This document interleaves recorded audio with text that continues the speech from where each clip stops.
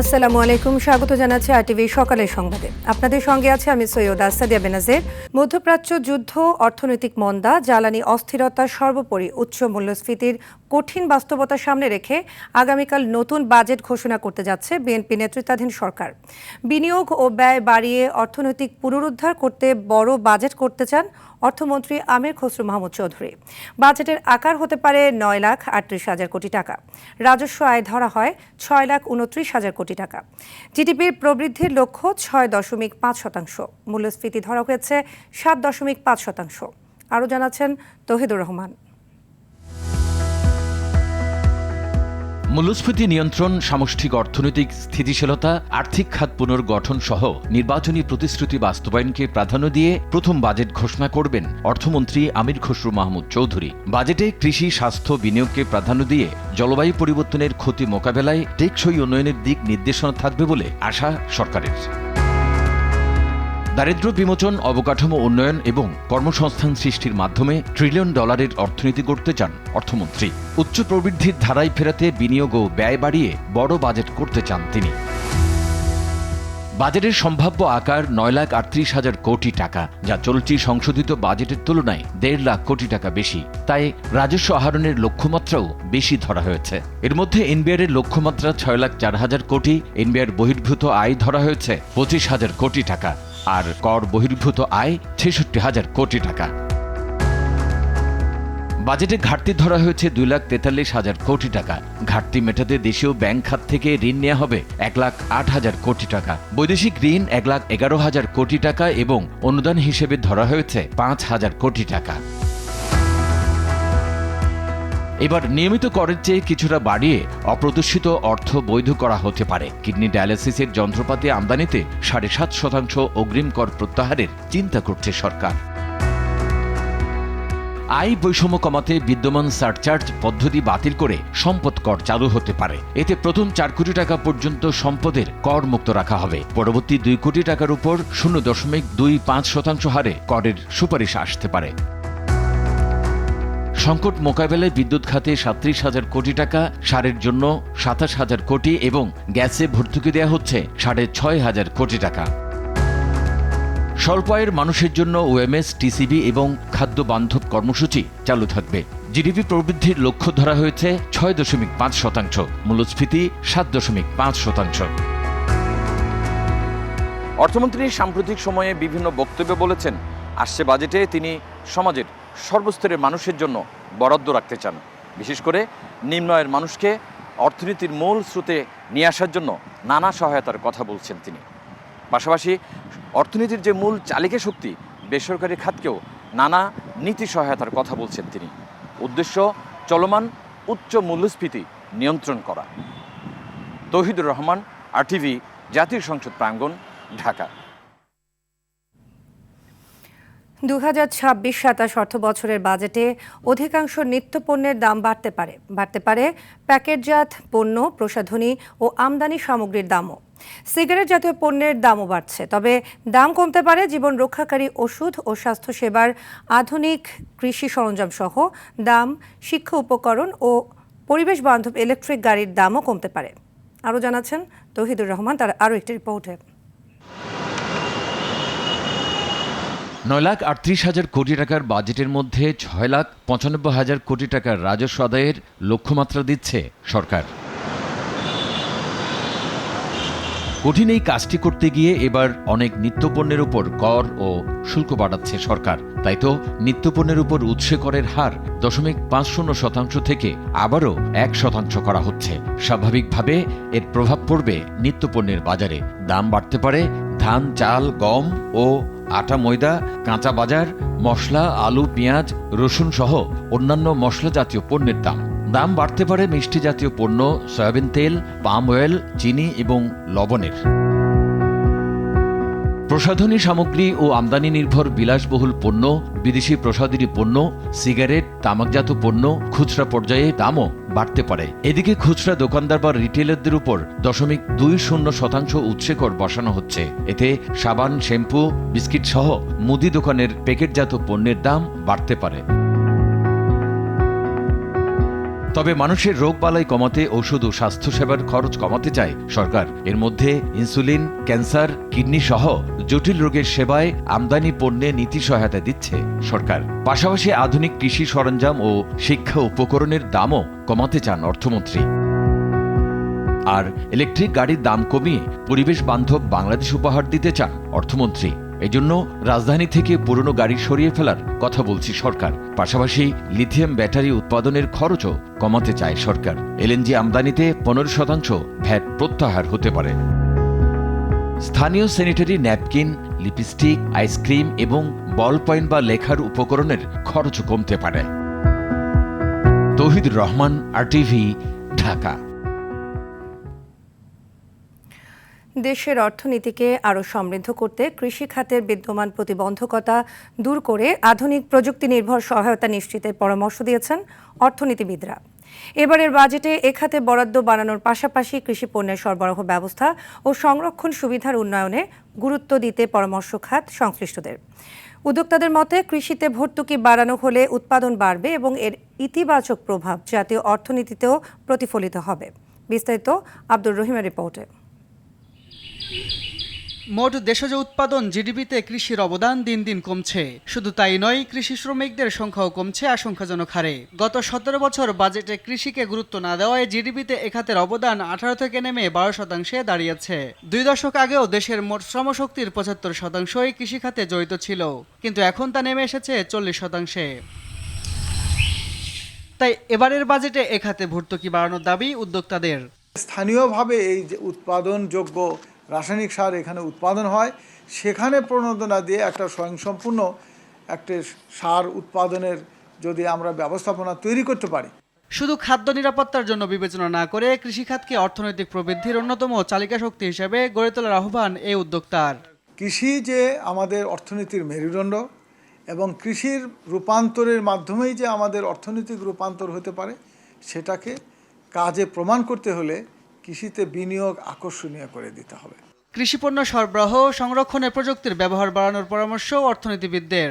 আমরা যদি উৎপাদন বাড়াতে চাই তাহলে কৃষিতে বিনিয়োগ বাড়াতে হবে এবং মোট যে বাজেট বরাদ্দ হয় তার প্রায় 10% কৃষি খাতে বরাদ্দ দিতে হবে এবং মোট কৃষি উৎপাদিত পণ্যের যে মূল্য, সেই মূল্যের 10% ভর্তুকি হিসেবে বিবেচনা করতে হবে এবং কৃষি যন্ত্রাংশের জন্য এখানে ভর্তুকি দিতে হবে এবং কৃষি যন্ত্রাংশের জন্য আমাদের দেশের অভ্যন্তরে কারখানা গড়ে তুলতে হবে। পাশাপাশি পরিবহনে চাঁদাবাজি বন্ধে আরও কঠোর ব্যবস্থা নেওয়ার দাবি খাত সংশ্লিষ্টদের। আব্দুর রহিম, RTV, ঢাকা। কক্সবাজারের মাতামুহুরী উপজেলায় একটি বাড়িতে ডাকাতির সময় গৃহবধূ ও তার কিশোরী মেয়ে দল বেঁধে ধর্ষণের শিকার হয়েছেন বলে অভিযোগ উঠেছে। এ ঘটনায় জড়িত সন্দেহে 6 জনকে আটক করেছে পুলিশ। আটক ব্যক্তিরা হলেন একই উপজেলার তোফাজ্জল, কেফায়েত, রেজাউল করিম, মেহেদি হাসান, তানজিদ ও তারেক। পুলিশ জানায়, মঙ্গলবার রাতে 8 থেকে 10 জনের অস্ত্রধারী ডাকাত জানালার গ্রিল কেটে বাড়িতে প্রবেশ করে। এ সময় ডাকাতরা নগদ 50,000 টাকা সহ স্বর্ণালংকার লুট করে। এক পর্যায়ে গৃহবধূ ও কিশোরী মেয়েকে দলবদ্ধভাবে ধর্ষণ করা হয়। এ ঘটনার পরপরই পুলিশ ও স্থানীয়রা এলাকা ঘিরে ফেলে অভিযান চালিয়ে 6 জনকে আটক করে। চকরিয়া সার্কেলের সহকারী পুলিশ সুপার অভিজিৎ দাস বলেন, ঘটনার পরপরই 6 জনকে আটক করে জিজ্ঞাসাবাদ করা হচ্ছে।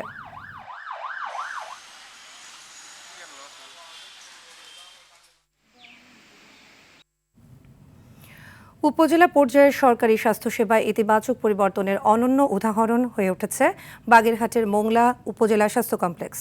সীমিত সুযোগ সুবিধার মধ্যেও হাসপাতালটিতে সফলভাবে চলছে জটিল সব অস্ত্রোপচার।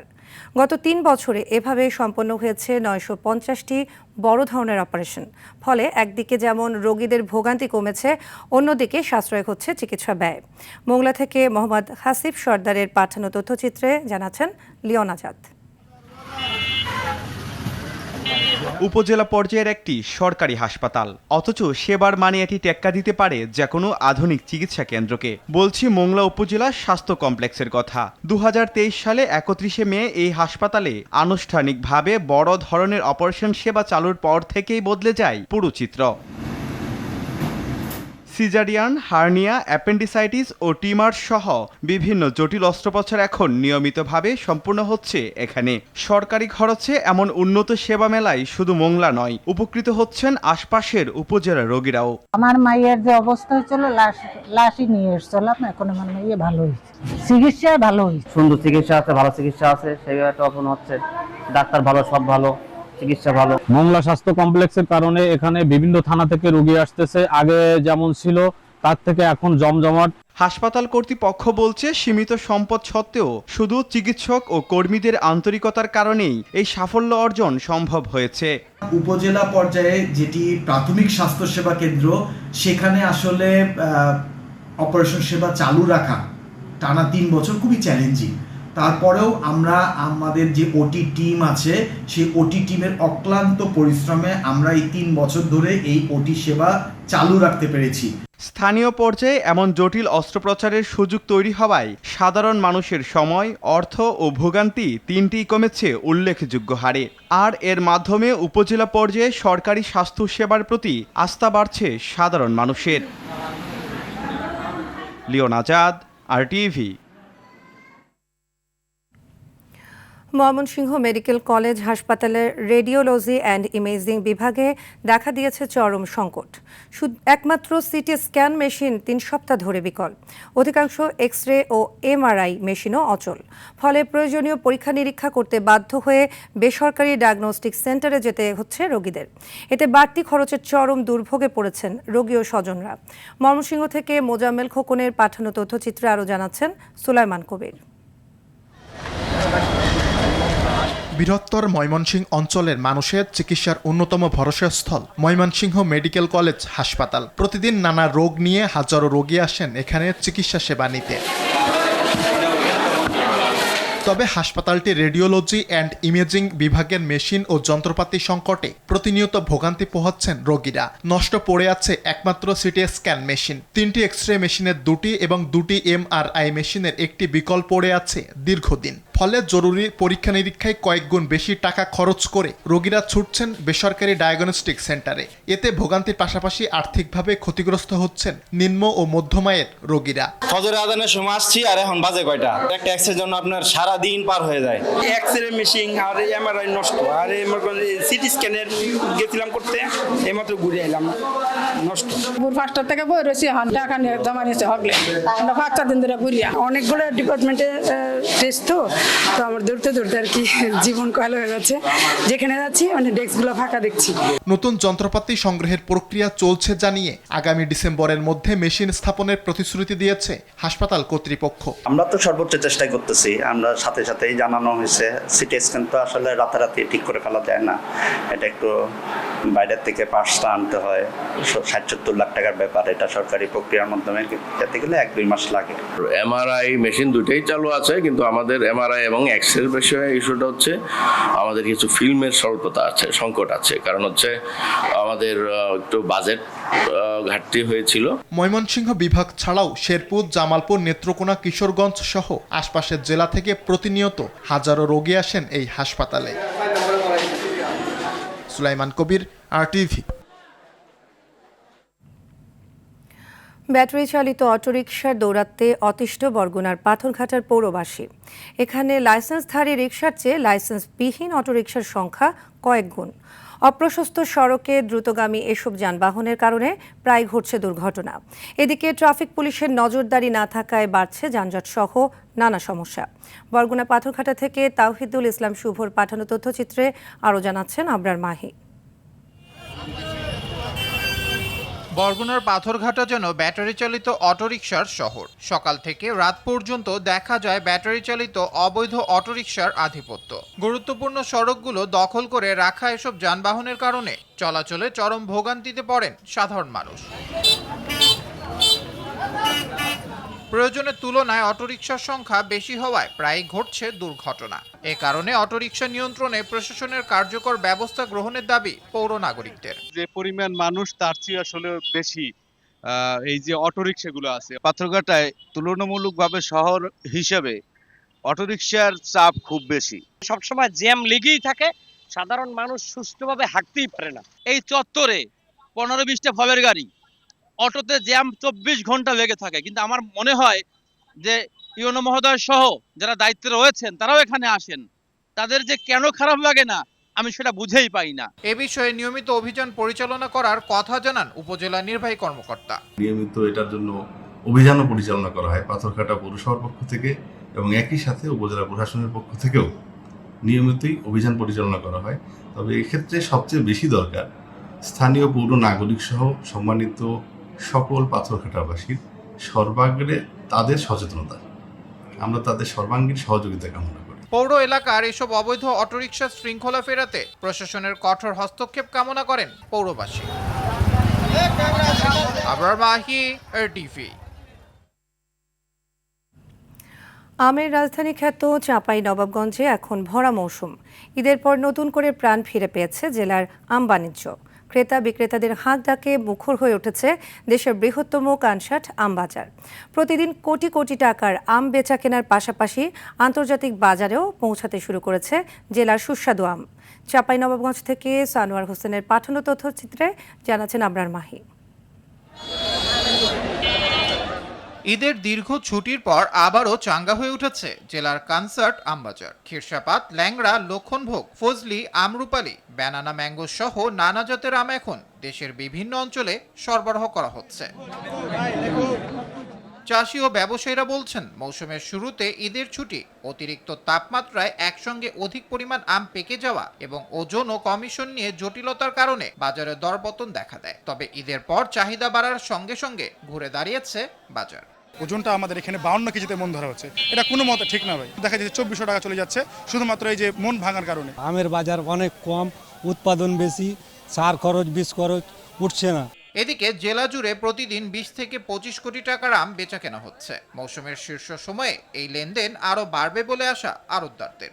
বর্তমানে 20 থেকে 30 কোটি টাকা বাজারজাত হচ্ছে এবং আগামীতে আমরা আশাবাদী এটা বৃদ্ধি পেয়ে 30 থেকে 40 কোটি টাকা পর্যন্ত ট্রানজাকশন হবে। যে আমটা আমরা 54-52 কেজিতে নেই, এটা কিন্তু আমাদের আড়তদারের জন্য সুফল নয়, এটা ব্যাপারী যারা ক্রেতা তারা নিয়ে যায়। অনুরোধ রাখতে চাই যেন জেলায় এবং বিভাগে একটি ওজন নির্ধারণ করা হয়। আর কৃষি বিভাগ বলছে, আগামীতে আমের দাম আরো কিছুটা বৃদ্ধি পেলে কৃষকরা লাভবান হবে। আগে যেমন একটা অল্প সময়ের মধ্যে সীমাবদ্ধ ছিল, এখন আমের কিন্তু উৎপাদন মৌসুম কিছুটা দীর্ঘায়িত হয়েছে, যার জন্য ভোক্তারা একটা দীর্ঘ সময় পাবে। আমি আশা করছি যে সামনের দিনগুলোতে হয়তো আমের মূল্য আরেকটুখানি বৃদ্ধি পাবে এবং তাতে করে কৃষকের কিছুটা লাভবান। চলতি মৌসুমে জেলায় 37,487 হেক্টর জমিতে আমের আবাদ হয়েছে। এ থেকে 4,58,912 মেট্রিক টন আম উৎপাদনের লক্ষ্যমাত্রা নির্ধারণ করা হয়েছে। আবরার মাহি, RTV। জামালপুরের মেলান্দহে গোসল করতে গিয়ে পানিতে ডুবে 2 শিশুর মর্মান্তিক মৃত্যু হয়েছে। মঙ্গলবার মধ্যরাতে ওই 2 শিশুর মরদেহ উদ্ধার করে স্থানীয়রা। এর আগে বিকেলে পুকুরে গোসল করতে গিয়ে নিখোঁজ হয় নাফি ও রিফাত। অনেক খোঁজাখুঁজির পরে মধ্যরাতে তাদের মরদেহ উদ্ধার করা হয়। এ ঘটনায় এলাকা জুড়ে শোকের ছায়া নেমে এসেছে। এদিকে নোয়াখালী হাতিয়ায় জেলে বাবার জন্য খাবার পৌঁছে দিতে গিয়ে মেঘনা নদীতে নিখোঁজ হয়েছে তামিম নামে এক শিশু। তবে হাতিয়ায় ডুবুরি দল না থাকায় পানির নিচে উদ্ধার অভিযান চালাতে পারেনি ফায়ার সার্ভিস ও কোস্টগার্ড। সকালের সংবাদ এ পর্যন্তই। মধ্যাহ্নের সংবাদ দুপুর 12টায় দেখার আমন্ত্রণ রইল। ধন্যবাদ সবাইকে।